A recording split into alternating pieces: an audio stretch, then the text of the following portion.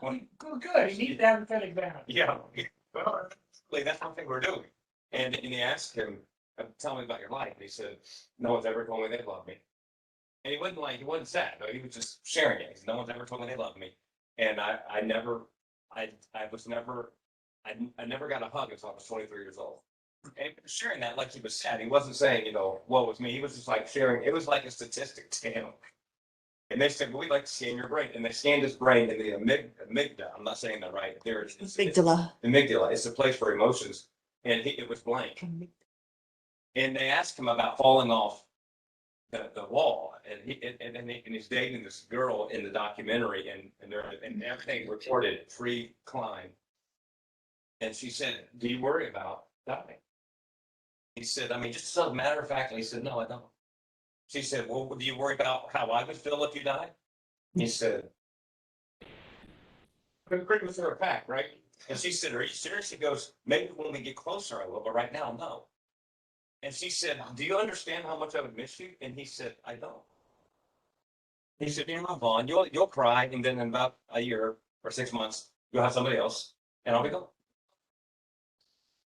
Well, and amazingly enough, they just got married. They're married and they're going to have a baby. It's amazing. You need to go watch it.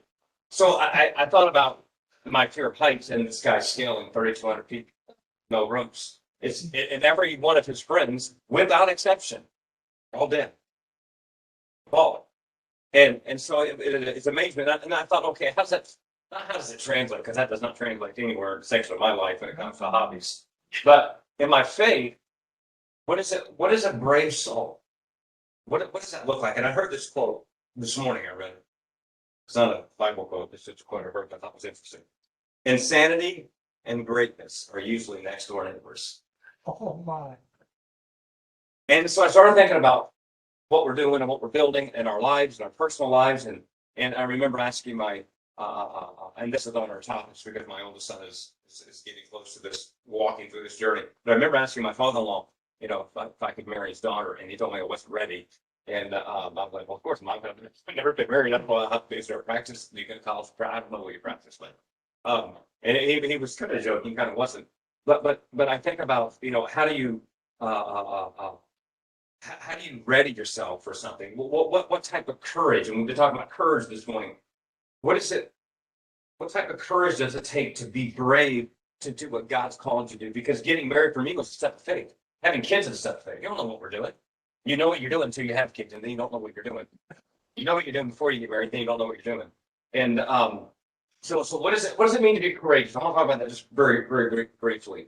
And I want to use this text that I didn't want to read the whole text because you know the story of David and Goliath for the most part. But I want to read this one text, 1 Samuel 17:40. Then David took his staff in his hand, and he chose 5 smooth stones from the stream, put them in the pouch of his shepherd's bag, and with the sling in his hand, and then this is the most important phrase of the verse, he approached the Philistine. Have you ever committed to something and then like later you were like, probably shouldn't have committed to that. Probably should have thought about that a little bit longer. When a couple of years ago, I took Brendan with me to speak, and the 2 days we were there, they had all the activities you could do. They had captain the flag at night. They had you can go swimming in the lake, which I was for both of those. Then they had a rappel thing. You can climb up on this. I swear to you, it's about 5-6 times higher than Preston Shed. I mean, it's so high. It could have been that height. It would have been too high, but it was so high, and you had to climb up on a net, climb up. So Brendan's like, I want to do this, and I don't want to tell him I'm scared, but I'm freaked out by that. And so, because for him, I was like, I'm going to do it. So we stood it up, went up there. I got to tell you, the platform on the top there was half the size of this room with no sides on it. Not the truth. When I got on that platform, I could not control my body. I was shaking. So, and Brendan thought it was funny. He started laughing. Are you scared? I'm like, yeah, I'm scared. And he was not that high. I'm like, no, it's high enough to where if I fell, I would die. That's high to me. And so we rappelled off of it. And I remember thinking halfway up, climbing up the rope, I'm thinking, I could have just told him no. Like I have second thoughts, right? So the approach, that term there, I wonder. And here's a thought for you, okay? And then we'll dive into a couple thoughts and then we'll pray. Makes it sound like I'm almost done. I wonder what David thought in between leaving his allies on his side. And and what he thought about from that journey to when he actually got in front of Goliath. I wonder what the thoughts were there. We don't know about this recording. We just have this verse. He took a staff. He got 5 stones. He didn't get stoned. He got 5 stones. Put them in a pouch of his shepherd's bag. His sling in his hand, and he approached the Philistine. I wonder what his thoughts were in this moment. And I'm going to give you some deductions on that. We don't know, but I'm going to give you some application on that. But I want you to notice something about this verse. What do you notice when you read these sections of this verse? He took his what in his hand? Staff. His staff. He chose 5 smooth stones from the stream. You think he'd done that before? Absolutely, he'd done that before. He put them in the pouch of his what? Shepherd's bag. With his what in his hand? Sling. Sling. He'd done numerous times. That was his practice. That's what he'd been doing for years. We don't know if David was 14, 17, 19. We know he was young. The only thing he hadn't done is the last part. He approached the Philistine. I think it's ironic how you have this very not as popular verse buried in the story where David takes everything that he was used to, everywhere he had been, everything he had done, and steps into newness, which literally changed his life forever. And I want to propose to you this thought as we get into some other thoughts. Kind of a beginning thought. I don't have it in your notes, but I want you to think of this thought. Where you are and what you struggle with and what you deal with. Because remember when Saul said to David, "You're just a kid," David defended his youth. He said, "Here's what I've done." Remember, he told him, "I've killed a lion, I've killed a bear." He defended them. And so when you look at the context of how David defended himself, you find evidence in that defense that he struggled. To keep a sheep, he struggled. To be a shepherd, he fought lions and bears. That's not something that we know anything about. I've seen him as a dude. That's it. It was a struggle. It wasn't easy. Shepherding, a guy walking through a desert or the woods, just herding sheep with a staff. You don't think about blood and fighting, and it's a totally different context we don't really understand. And it's interesting how all his stories in his life have prepared him for this moment. In the moment of approaching the Philistine, he goes back on where he had been. And many times where you are, God is using that to prepare you where you need to go. That's right. Amen. All of that, the good, the bad, and the ugly. And we don't hear any bad stories in David's teen years. You don't hear one bad story about David up to this point. You don't hear it. I killed a lion, I killed a bear. You don't hear any of that. You know there were moments that didn't go well. Maybe the one moment that maybe was not a mark against David, it has nothing to do with it, is when Jesse tried to sell off all of his brothers to be the anointed one. And it was like, well, I got one guy left, and he ain't much, but he's out. And so you don't have any marks on that, but you know there was difficulty there that he went through, a struggle. And he comes to this moment where he approaches the Philistine. And I wonder what the thought was between him leaving his side and standing before the giant and Goliath. I want to share one more thought, then I'll give you a couple 5 points. I was thinking about this week, and that he left his side, his allies, right? But if we're honest about it, they weren't really his allies at all. He probably started to leave when he left because his brother was mad at him. Saul was making fun of him. None of them wanted to go fight, and he's there to deliver food. And he's like, I can't. This doesn't set well with me. So it's interesting that he leaves one enemy to go fight another enemy, and that's a very life deal. That's a big situation. So let me give you a couple thoughts. What's running through David's mind? And you can get this from his life, but I'll just give you 5 applications. Number one, I think he knew this. Regardless of what happened, he knew that God would always be God. Amen. He knew that no matter, at the end of the day, whether the enemy won a battle or whether Goliath took him out, that God was still going to be God. That was not going to change. And when you're building your life on things that don't change, you'll do more. You're more all in those moments when you realize God's character, God's presence, God's power, God's personal nature, that's not ever going to change for us. He's always going to be there. And when you know that's there, you do more. You go higher. And I think David walking into the valley on that approach, I think he realized, you know what? And much as Job said, you know, when I came to the world naked, I'll leave naked. You know, blessed be the name of the Lord. It is what it is. And I don't like that statement. But my point is, when God is God, he always gets the glory. He always does. And so I think he knew regardless of what happened, God would always be God. And I think when we approach things that we're dealing with, when we approach giants that we face, when we approach personal things, that at the end of the day, wins. He always does and always will. Number one. Number two, purpose always trumps comfort.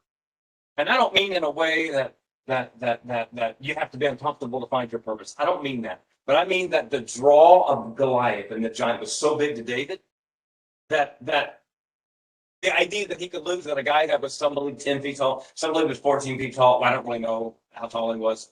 He was huge. But that was not like the forerunning thought in David's mind was not how big Goliath was. It was about his purpose of defending God. This is what I have been called to do, regardless of the outcome, regardless of where I am now. And he had a lot of future left on him. He was a teenager. God's always going to be God, and my purpose trumps the fact that this could be sketchy, dangerous, harmful, and could end my life. And there's something to be said about finding a purpose where you tend to block out everything else. A purpose that is so strong in your life, criticism, cynicism, hate, evil, it just falls off because this is what, God's called us to do. That's deep purpose. Regardless of what happens, God will always be God. Number two, purpose trumps comfort. Number three, faith that honors God simultaneously models courage. He didn't, and here's the beauty of the story. He didn't go to fight a giant. He didn't go to show off a skill. He didn't go to prove that you have ability. He didn't do, he went to serve. He was taking food.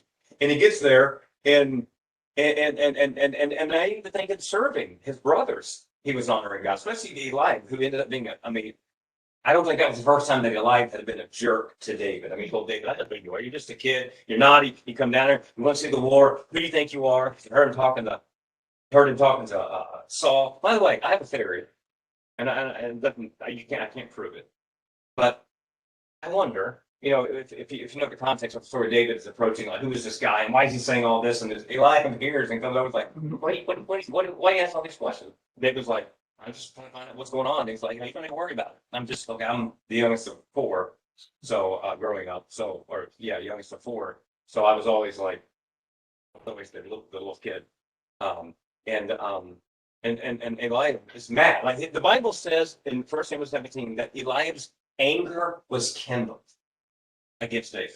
David hadn't even done it. He run food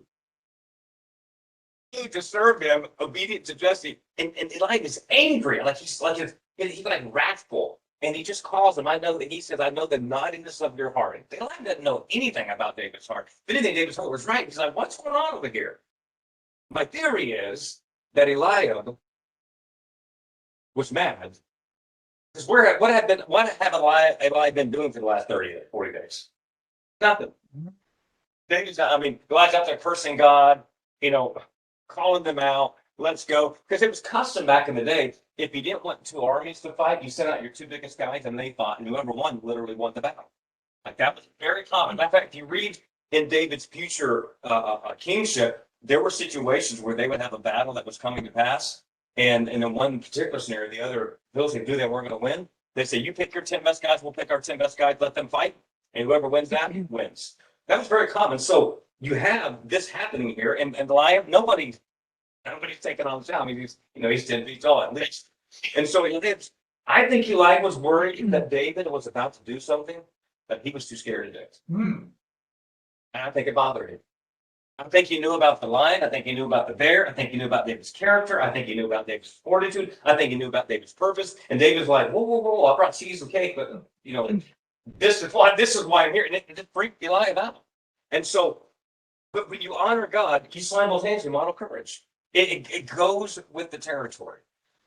So I would say that in talking about having courage, it's not really about wake up in the morning and I'm going to be courageous. Because that usually never works. I can say that about climbing a mountain. I can say that about holding a snake, which I'll do neither.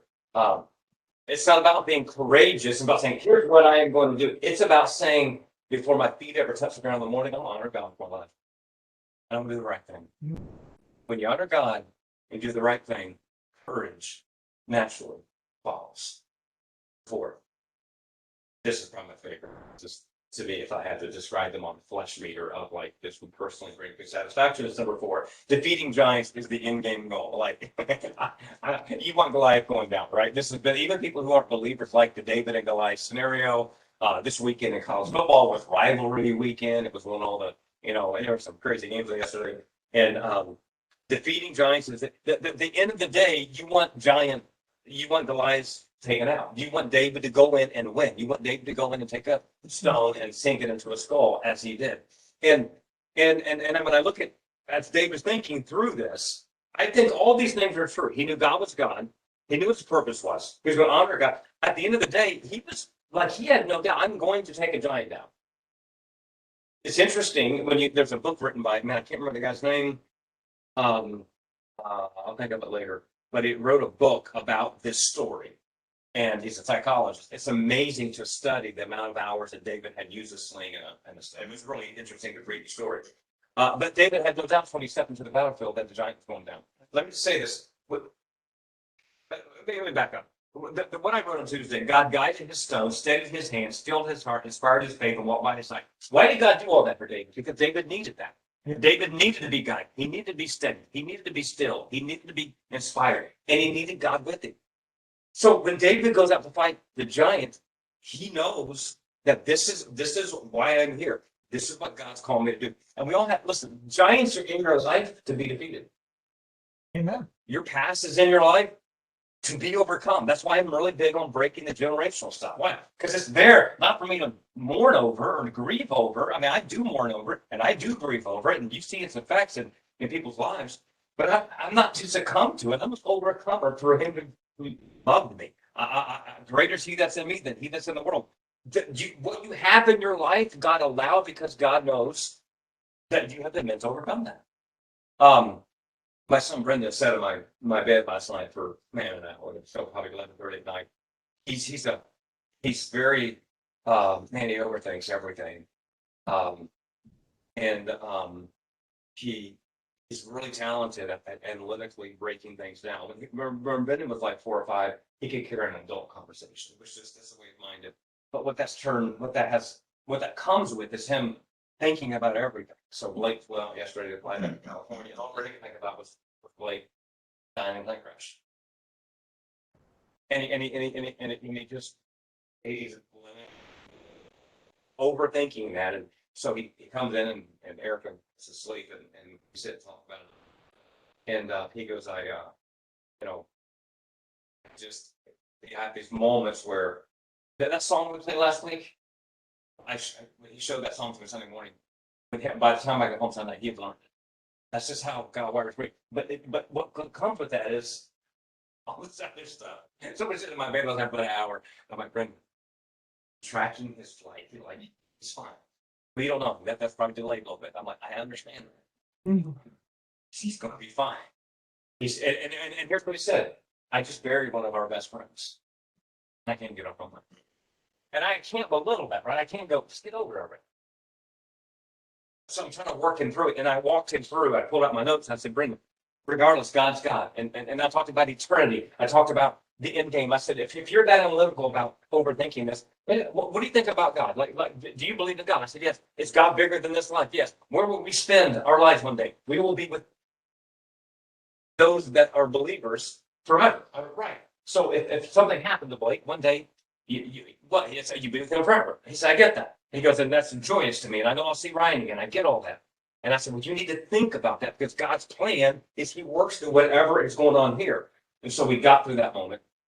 And then he said, can you send me verses and prayers and stuff that I can read tonight before I go to bed? And he reads a little bit, but he'll stay up till 1 o'clock in the morning and they get up early and still, he just doesn't fall asleep. So I shot him, when he woke up, it's about that long on his phone. And I said, Brendan, for some reason, God has allowed you to struggle. And he who allowed it is the same person Amen. that will give you victory. That's right. Amen.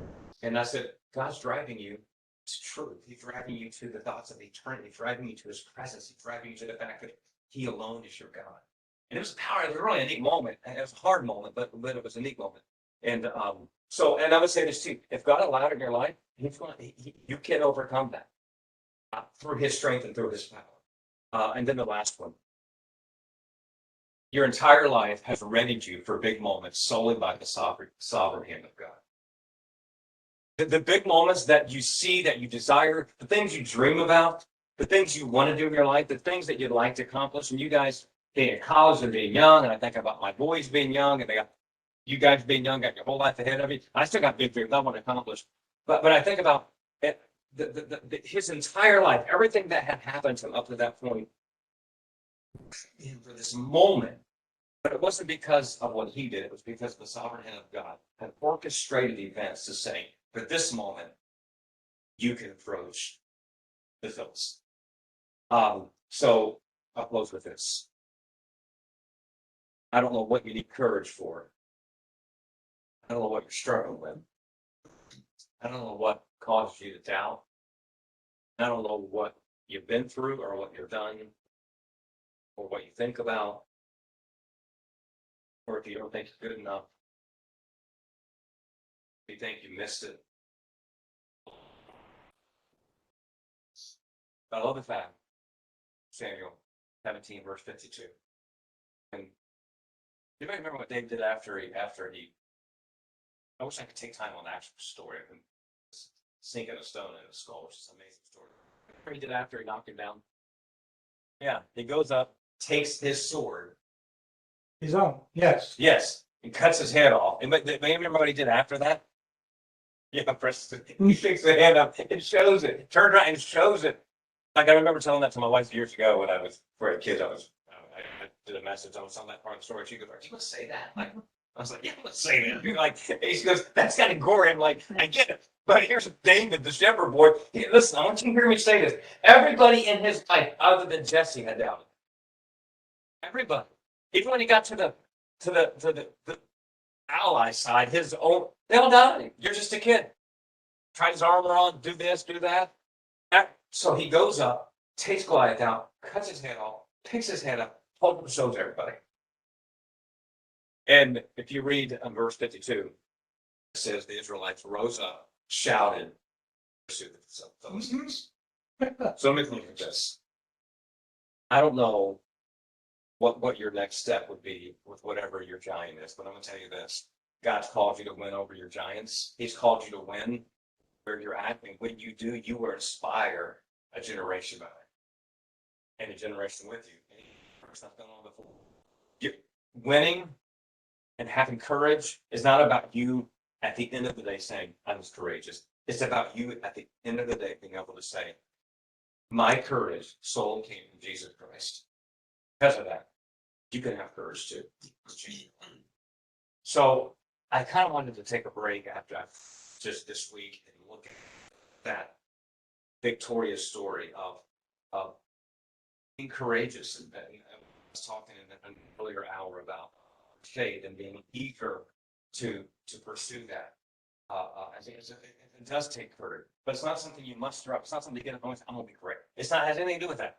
It has everything to do. Get up in the morning saying, God, here's my heart, here's my thoughts, here's my family, here's my kids, here's my finances, here's my job, here's my work, here's my thought life, here's my reading, here's my past, here's my present. God, all of it. All of it. I honor you with all of it.